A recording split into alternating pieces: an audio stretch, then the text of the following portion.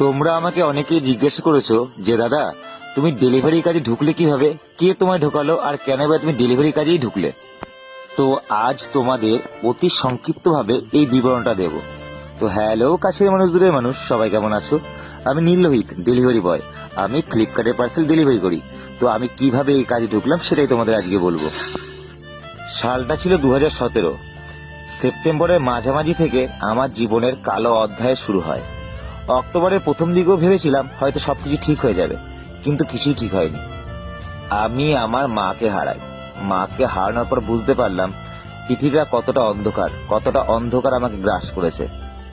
যেই ছেলেটাকে এক গ্লাস জল ঢেলে খেতে হতো না, 3 বেলায় তার মা ভাত খাইয়ে দিত, সেই ছেলেটা এমন করুণ পরিণত হবে সেটা ভাবতেই এখন অবাক লাগে। থাক, আর জীবন কাহিনী নিয়ে আর কিছু বলবো না, কারণ মন খারাপের কথা না, মানুষকে কখনো শেয়ার করতে নেই, কারণ তাদেরও মন খারাপ হয়ে যায়। তো এটুকুনি বলবো যে 2017 থেকে 2020 আগে পর্যন্ত আমার জীবনে এই 3 বছরে এমন এমন কিছু ঘটনা ঘটে গেছে যাতে যেই কোনো আমাকে একটা কাজ জোগাড় করতেই হতো, আমাকে কাজে ঢুকতেই হতো।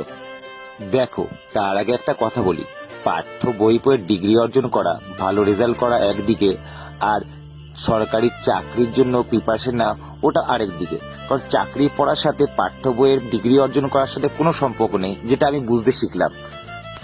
আর এই নিয়ে না আমার কোনো আক্ষেপ নেই, কারণ আমি চাকরি বাকরির জন্য কোনোদিন প্রিপারেশনই নিইনি। তা আমার আক্ষেপটা আসবে কোথা থেকে?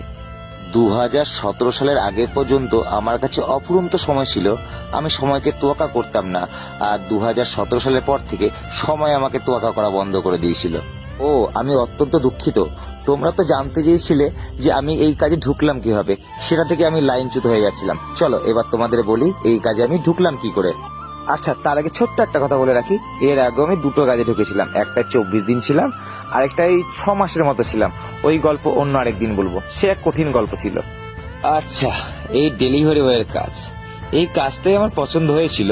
আমি আমার বাড়ির পাশ দিয়ে ডেলিভারি বয়দের যেতে দেখতাম, তখন মনে হয়েছিল যে এই কাজটা বোধহয় আমি পারবো। আমারই এক পরিচিত ভাই, যে এখনো পর্যন্ত আমার সাথে ডেলিভারি কাজ করে, তাকে আমি বলেছিলাম যে ভাই, এই ডেলিভারি বয়ের কাজটা করব, আমাকে কি এই কাজে ঢোকাতে পারবে? ও মুখের উপর না বলেছিল, প্রথমেই বলেছিল যে এই কাজ তুই পারবি না। আমি বলেছিলাম কেন, তুই যদি পারিস আমিও তো পারবো। প্রথম যখন অফিসে আমি আসি, তখন অফিসের স্যারও বলেছিল এই কাজ তোমার দ্বারা হবে না। আমি যার আন্ডারে কাজে ঢুকেছিলাম সেও প্রথমে বলেছিল যে এই কাজটা তুমি পারবে না। কিন্তু দেখো, আমি 5 বছর এখনো কন্টিনিউ এই কাজটা করে যাচ্ছি, এবং আমি অন্যান্য যারা নতুন ক্যান্ডিডেট তাদেরকে আমি ট্রেনিং দিচ্ছি।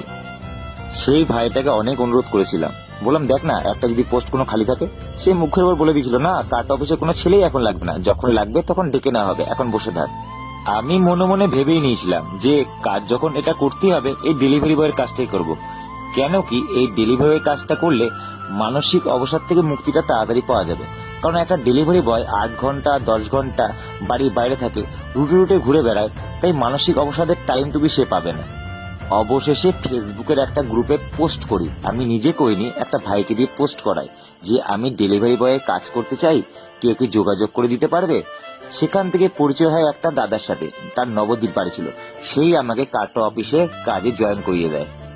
যাক, যতটা ছোট করে সম্ভব ততটা ছোট্ট করে বললাম। এগুলো তার ছোট্ট করে বলার বিষয় নয়, এগুলো নিয়ে যদি আমি বলতে যাই প্রায় 1 ঘন্টার একটা ভিডিও হয়ে যাবে। আচ্ছা, যে ভাইটা আমাকে বলেছিল না কার্ট অফিসে ছেলে লাগবে না, আমি কাজে ঢোকার পর দেখলাম যে অফিসে তখনও 30টা ছেলে লাগবে। তাকে বলেছিলাম কিরে, আমি কি তোর পেটের ভাত মেরে দিতাম? সে কোনো উত্তর দেয়নি, শুধু ফ্যালফ্যাল করে হেসে দিয়েছিল।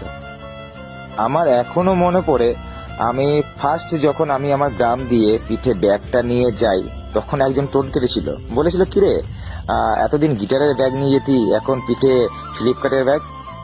তাকে তখন সেভাবে উত্তর দিতে পারিনি, খুব মন খারাপ হয়ে গেছিল। আচ্ছা বাদ দাও, ভিডিওটা অনেক লম্বা হয়ে গেছে। এত লম্বা কথা, এত লম্বা ভিডিও দেখার মানুষ খুব কম জনই আছে, তাই ভিডিওটা বেশি বাড়ালাম না। তোমরা যদি এরপরেও জানতে চাও কিছু আর কি, তাহলে বলো আমাকে, আমি আরেকদিন নেক্সট ভিডিও করে তোমাদের সেটা বলবো যে আমার প্রথম সপ্তাহটা কেমন কেটেছিল, কতটা অবসাদের মধ্যে দিয়ে গেছিলাম, কিভাবে ডেলিভারি কাজ করতাম, সমস্ত বিষয়টা তোমাদের বলবো। আসলে এগুলো বলে না নিজের মনটা হালকা লাগে। তোমরা এত সুন্দর সুন্দর মন্তব্য করো, নিজের এনার্জি তখন ফিরে পাই। Thank you so much.